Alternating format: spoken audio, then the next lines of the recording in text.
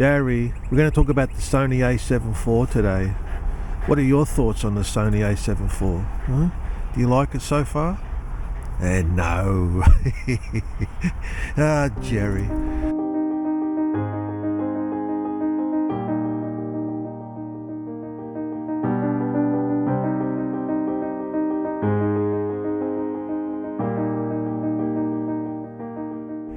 G'day, how you going? So I usually shoot Olympus, have been for 5 years, but I thought I'd just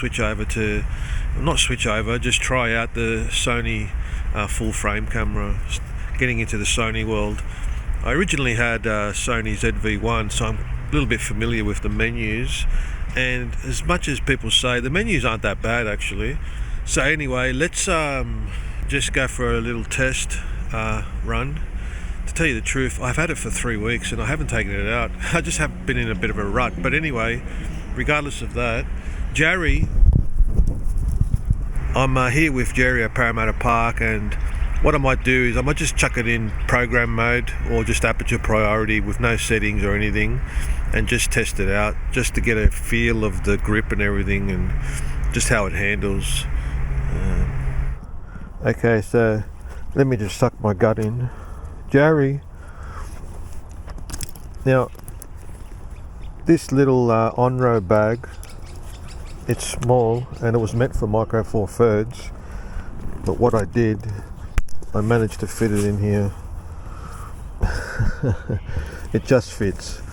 Now mind you, what I got was the 24 to 240, which is a 12 to 120. Now hear me out, Gary, hear me out. You may think to yourself, Rob, that's huge. What are you doing? That lens is humongous. I know it is. And tell me about it. So what happened was I went into Parramatta to buy an OM3. Hey Jerry. So this was just when the OM3 came out a couple of weeks ago.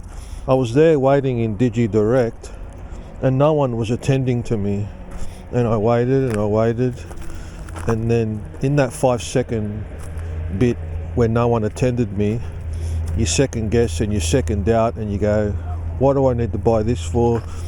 Previously I had ideas of always wanting to get into full frame,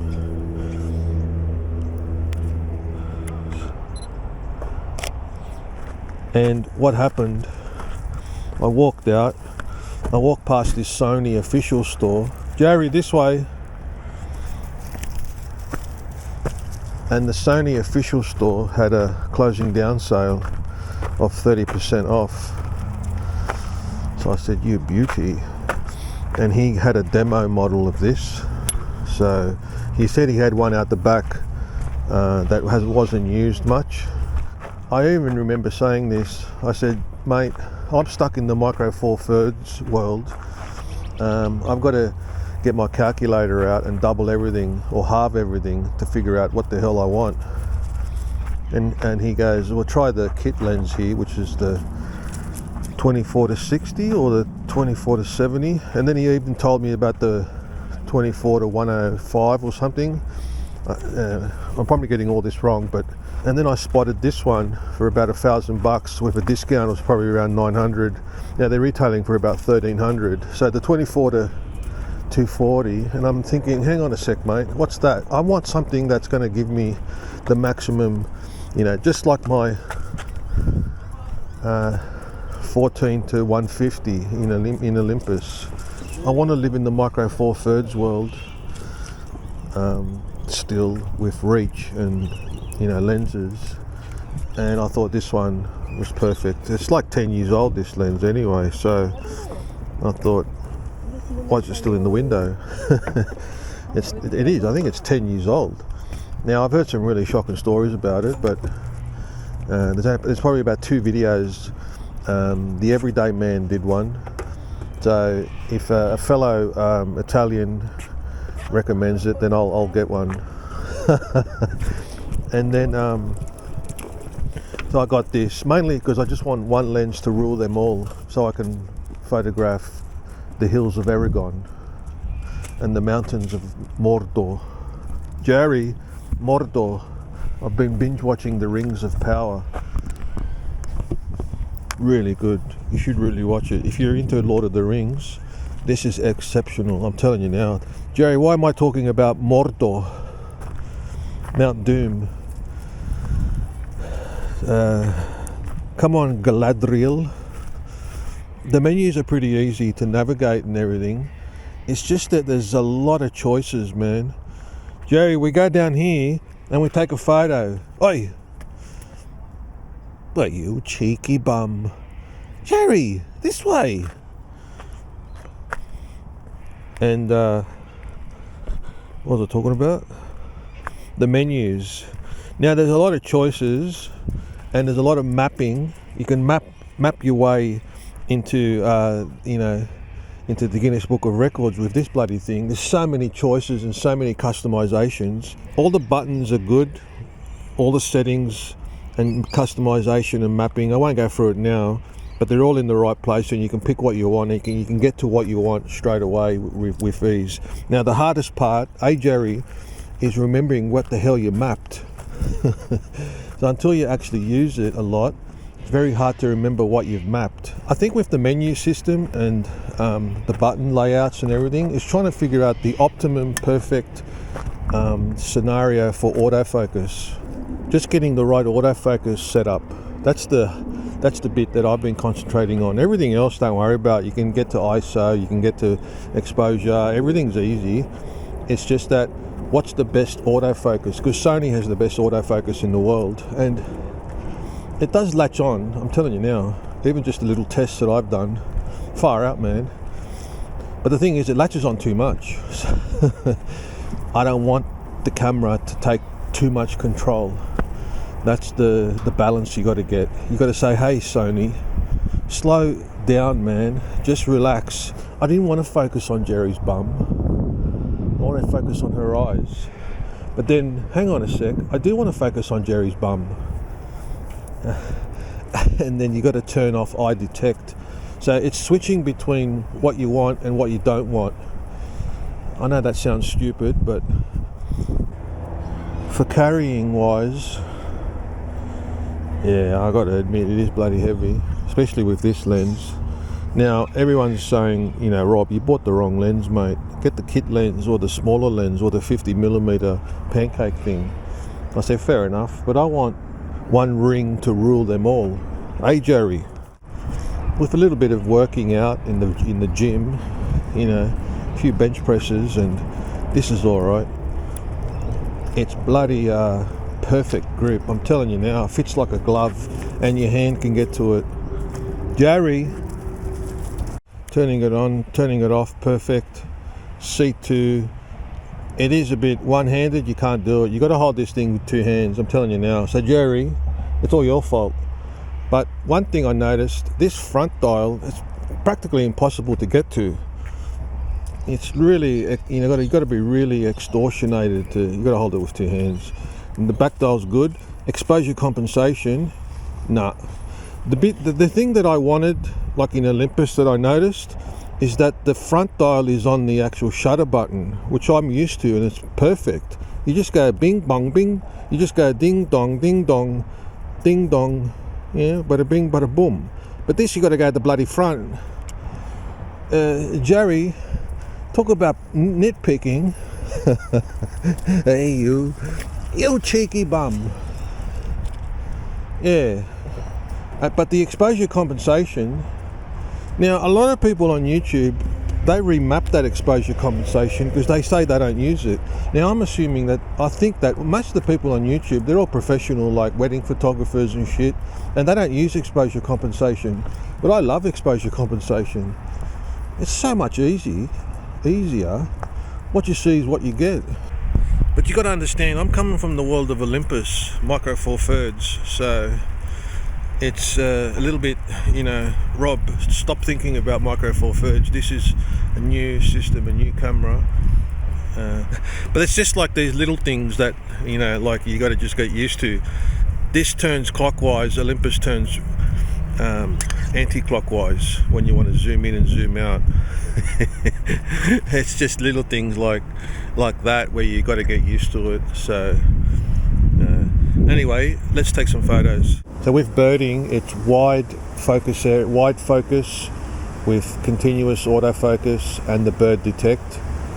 And then when I want to do stills and landscape, it's single autofocus with the AI detect turned off. Now I'm just mucking around here. This is not real. This is not a real test, Jerry. This is not a real test. This is not actually. This is just a tribute. But I'll tell you what, that 240 reach. Yeah, Jerry, the old Micro Four Thirds. That 240 reach is it's good. I'm happy. I mean, I've been racking my brain for 3 weeks, scouring eBay for something smaller. But now that I'm out here, it's okay, Rob. It's okay, Jerry. It's all good. Anyway, that's the size of it when you're at 240. I'll tell you now, Olympus are the Rolex Swiss watchmakers of the world. I'm telling you, with their size and precision, and you know, these things are more like Buicks. Hey.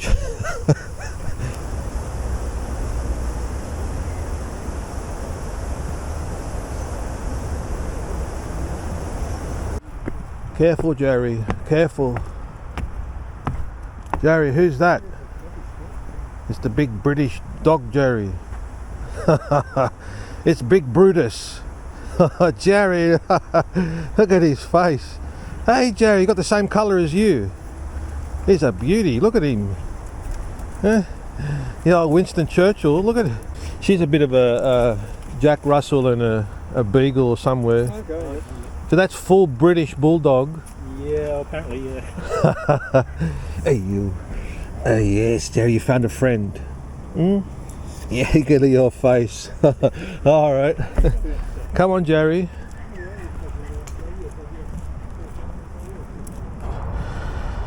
Oh, Jerry, looks like something happened there. Oh, well.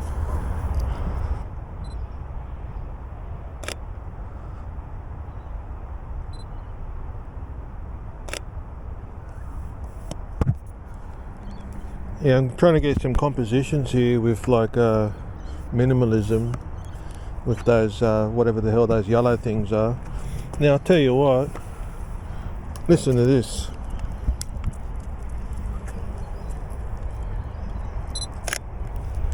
Now talk about clunk.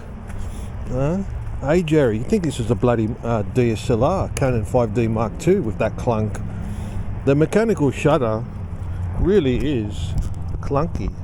Now I heard the mechanical shutter can go on these things. It's one of the flaws of it. They can actually break.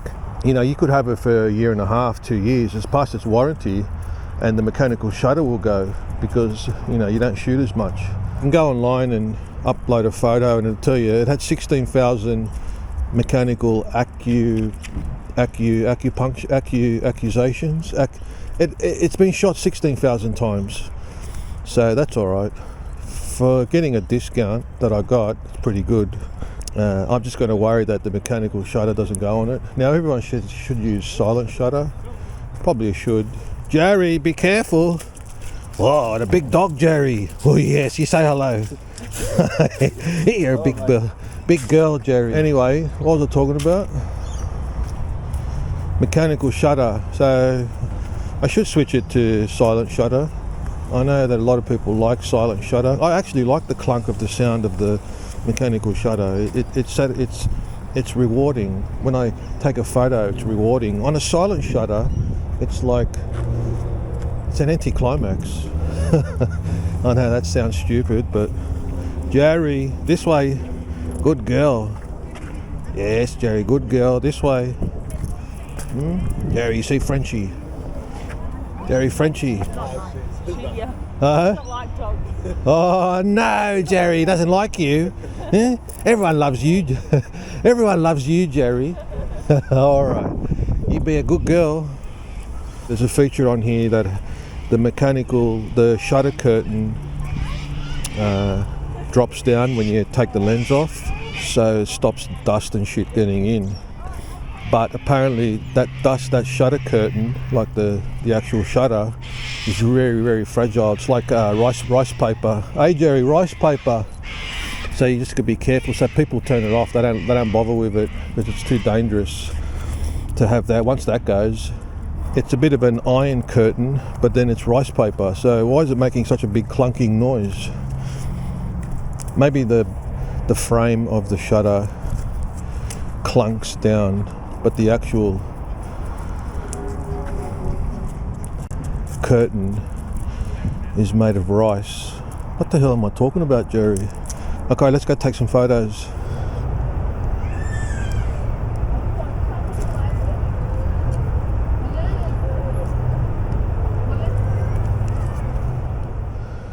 Let's try some bracket continuous. Okay, I've tried one exposure, one stop, 3 shots either way. It's got the flippy screen. Hey Jerry, it's got the flippy screen. Bracket, Jerry.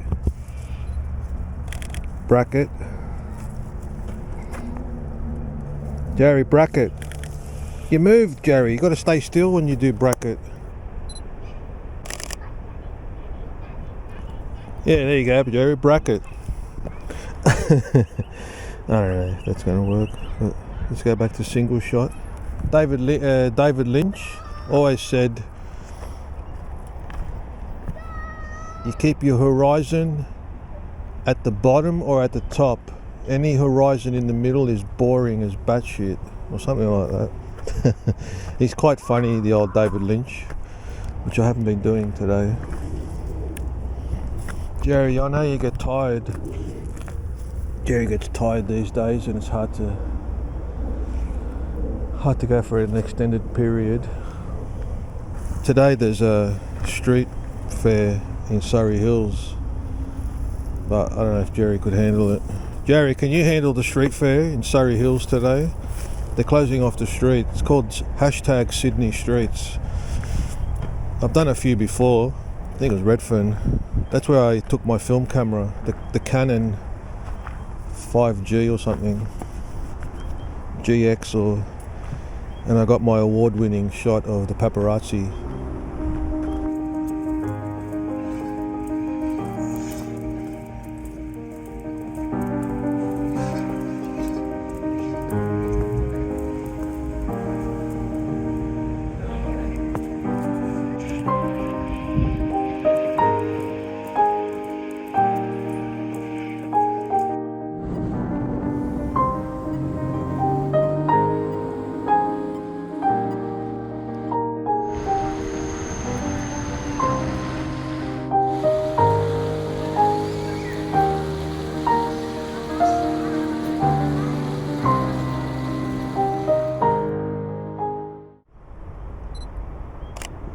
Where do you put the aperture, Jerry?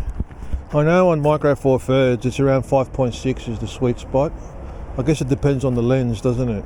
I think. Anyway, I think with full frame it's around f8 is the sweet spot for most lenses. Don't quote me on that, but I like that shot. Jerry, do you like that shot there? That's a beauty. Nice natural framing. Yes, I know, Jerry. I take the good shots. Yeah? At least you agree. Ah, Jerry. Huh? Hey. Anyway, you want to go home and have some cha-cha? Yes, it's about time you have some food, because Jerry's, I forgot to tell everyone, Jerry's got hypoglycemia now. So it's probably all related, but her blood sugar can get really low. So we just got to keep eating lots of good fibre and complex carbohydrates and nothing too sweet.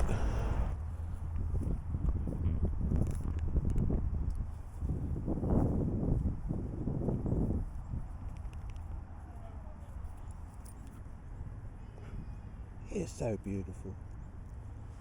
You have a drink, Mama. You have a drink. Yeah, you have a drink.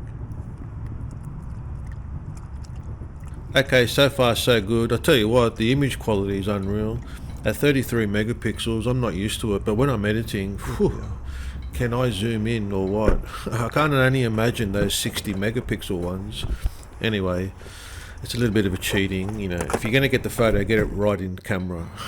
Now this is the video. It's really known for its video, this camera, but I'm not really going to utilize all the really advanced features because it's got 10-bit and everything. I'm just going to shoot in 8-bit, and I'm just going to use the creative look. I'm not going to color grade. And in that creative look, I'm just going to use the NT one. And it's at 30 frames per second. Now this thing can do way more than that, but for what I need for YouTube, it's good enough. Anyway, thanks for watching. I'll catch you on the next one.